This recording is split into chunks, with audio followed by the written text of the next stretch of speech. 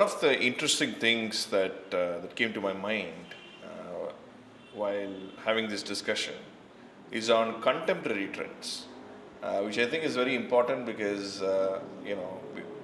unless there is contemporary relevance to a lot of the discussions that we're having, its importance kind of gets diluted away.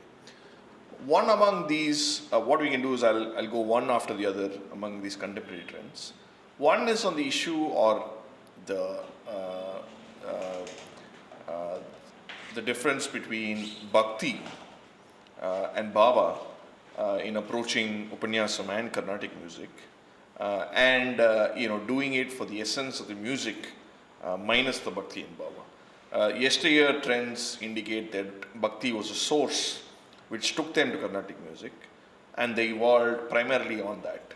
Whereas my basic understanding or observations of people and the evolution of time, especially in India, post-liberalization and various other economic activities coming in fold, is that the bhakti and bhava has kind of reduced at some level, and the focus is more on the music, and both are not interminglable at some cases.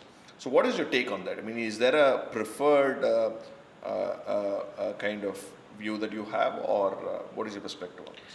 Music is universal. So when I take up the basic notes, sa re ga ma pa da ni sa, so when I take the basic notes from a sa to the sa, these notes are found in air. So with the supreme knowledge that the Homo sapiens, we the human beings, are blessed with, we have had some Mozarts and we have had some great musicians in the past. I'm just not talking about Bharata Desham, which is India, not just the subcontinent, largely the world.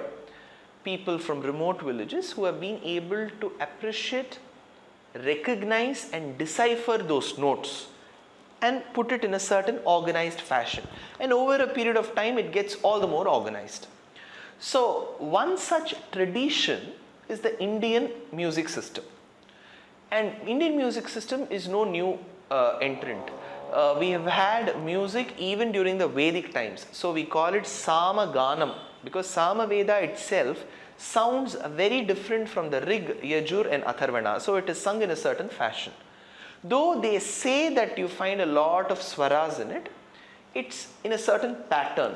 It may not be super melodious like the Carnatic or the Hindustani system, but it's still musical in nature.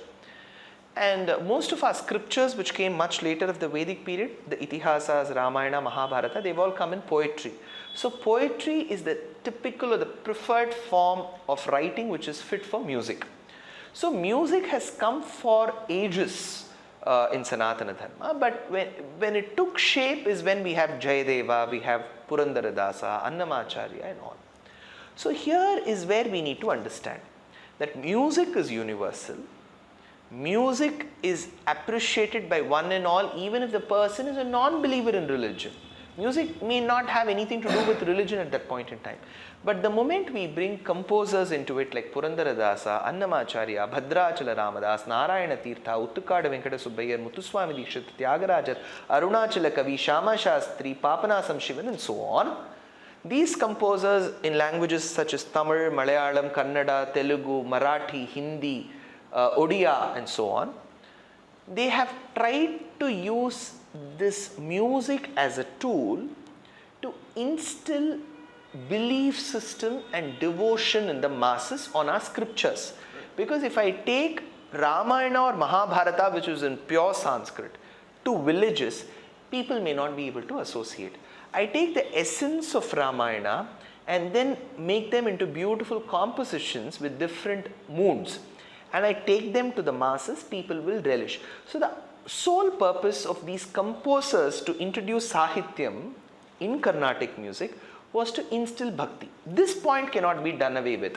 Of course, music is universal, ragas are universal, notes are universal, but when you deploy Sahityam, which is the lyrics in composition, in most of our compositions, then what happens is bhakti becomes an integral element And at that point in time, it is very, very difficult, even for the most prudent of the souls, to separate bhakti from music, Carnatic music, and call them mutually exclusive. There's no common point where they meet. It is very tough for one person to say. Even if the person, he or she, tries to do it, their case falls flat. So how do we keep this bhakti element intact? Or why is that bhakti element going down? Is the bhakti element will remain as long as I'm connected to the language in which it is being rendered. Take for instance, the Telugu compositions of a Shyama Shastri or a Bhadrachala Ramadas is sung by musicians in the villages close to Tirunelveli. So people near Tirunelveli technically may know more Tamil. When they sing a Telugu composition, first of all, they are amazed by the ragam and they have very little knowledge about the composition, the lyrics. And the teacher who may be supposed to impart the knowledge of the lyrics may also have no knowledge of the lyrics. So a Telugu composition is being sung in Tamil Nadu. A Tamil musician is singing a Kannada composition. A Kannada musician is singing a Marathi abang. All this is beautiful to look at because this stitches or kind of brings a lot of communal harmony and kind of linguistics harmony too. But when it comes to the deficiency of a person in understanding the language in which it is being rendered, he has only two. He has got the lyrics and second, he has got the ragam. When he doesn't understand the lyrics, he starts getting himself associated with the ragam. Over a period of time, the lyrics starts taking place the second fiddle, the music takes precision or prominence, and the person starts canvassing the very fact that it is only for the raga that I'm singing. But he or she doesn't understand that a person who comes to a typical concert may want to listen to the Bhavayami Gopala Balam in Yaman Kalyan. So the raga is as equally important as the composition and vice versa.